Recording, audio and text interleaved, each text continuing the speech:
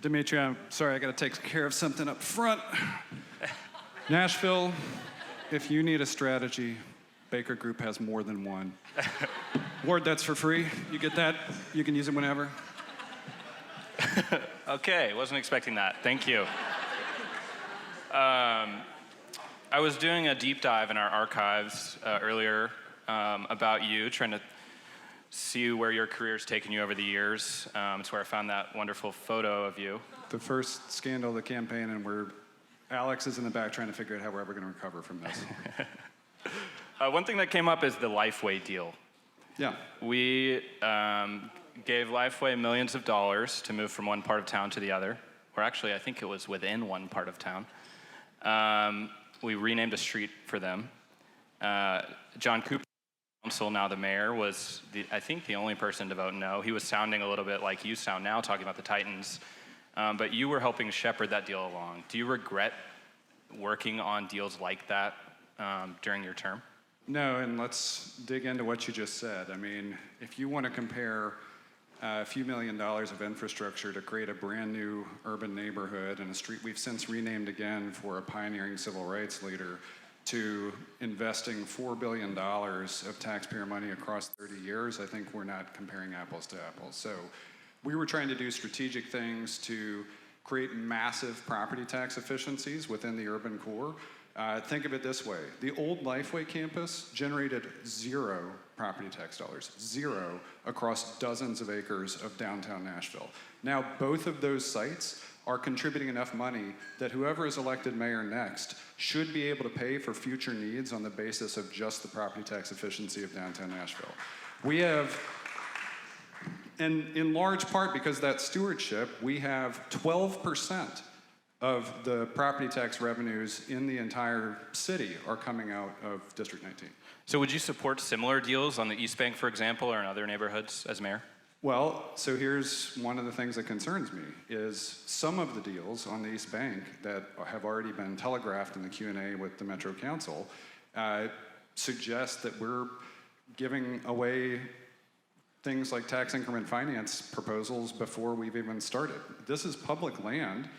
None of what you were talking about previously was public land. On public land, we should do our level best to make sure that public amenities emerge, like affordable housing. On the East Bank in particular, we will know that the choices we make as the master developer for 130 acres enable people who work at a new Titan stadium to afford to live just a few blocks away. That's going to be our metric for success. You've represented a really interesting district for the last 8 years. I can confirm that. It's home to a lot of different things. One thing that it's home to is some of the city's historically black neighborhoods. And a lot of those neighborhoods are attracting a lot of investment. People want to move there. Have you on council specifically, and then the city more generally, done enough to protect the legacy businesses, the residents in those black neighborhoods from being pushed out or otherwise pressured? I don't know that there's a right answer to the question of have we done enough. I can tell you about some very specific things we have done. I knew in my first term on the Metro Council that we were facing increases in property values like very few of my neighbors, and I've lived in Salem Town in the 37208 zip code for 16 years, and we saw property value increases happening over the course of that period. Now, on the one hand, we have some neighbors who make the choice themselves. I've got one neighbor who went to the Elliott School because we were pre-integration and he grew up in the neighborhood and had to walk past the closest school in the neighborhood, which was the Fear School. Now we have another neighbor who went to the Fear School.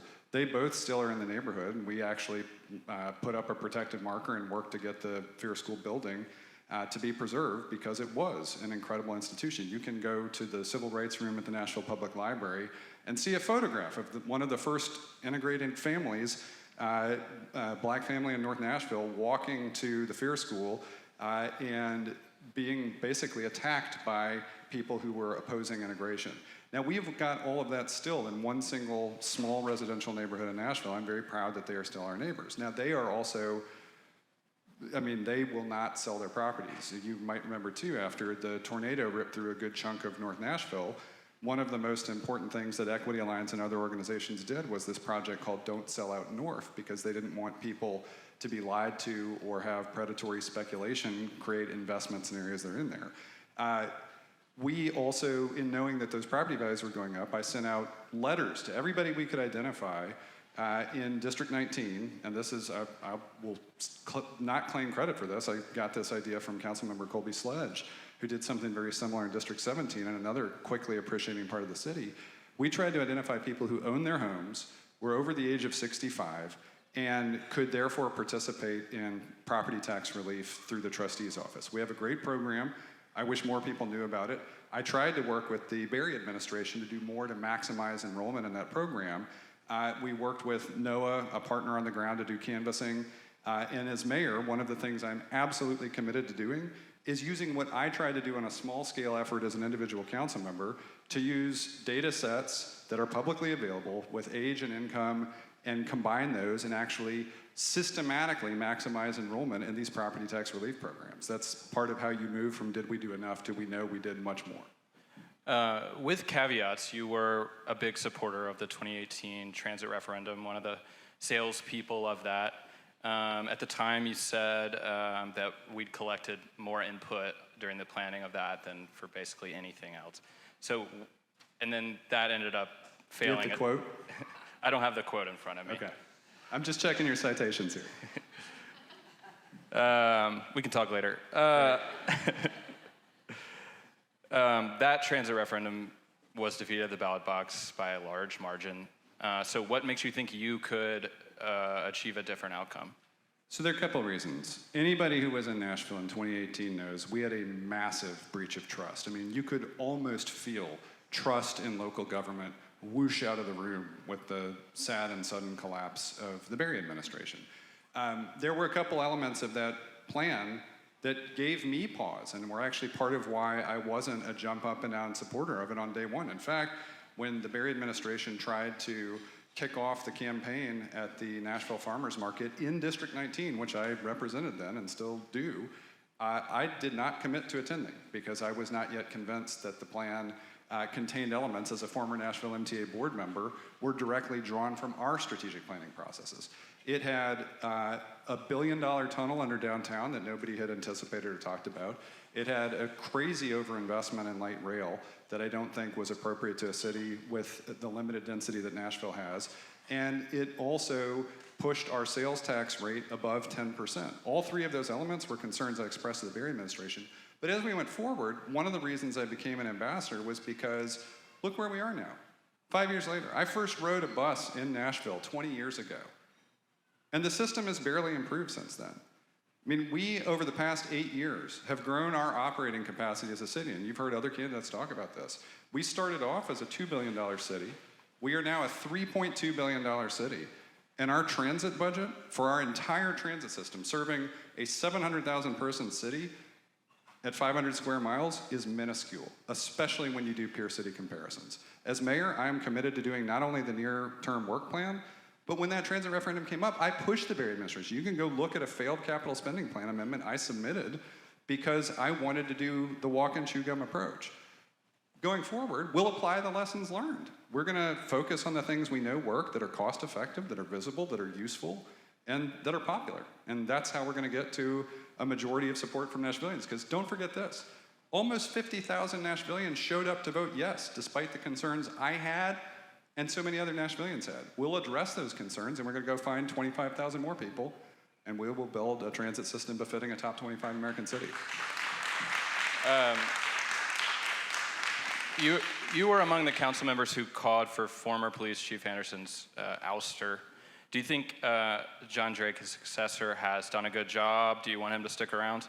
Yes, I think I got to work very closely with Chief Drake when he was a commander at Central Precinct. That's how I knew to have the confidence in him as a chief. He showed tremendous leadership qualities and characteristics in his role as commander at the most important precinct in the city, and I retain confidence in him as chief. Okay, and we've got about 30 seconds left, so if you want to tell the voters anything about your candidacy, feel free. Sure, and one of the reasons I was so excited about this forum in particular was just a few months ago, we held an incredible event in this room that was the first large-scale show of financial support and general support, right here at the Reserve at Fat Bottom. And it was the first time I said something that really framed up why I'm running for mayor. And what I said then in that room is the same thing I'm going to say tonight. I want you to stay.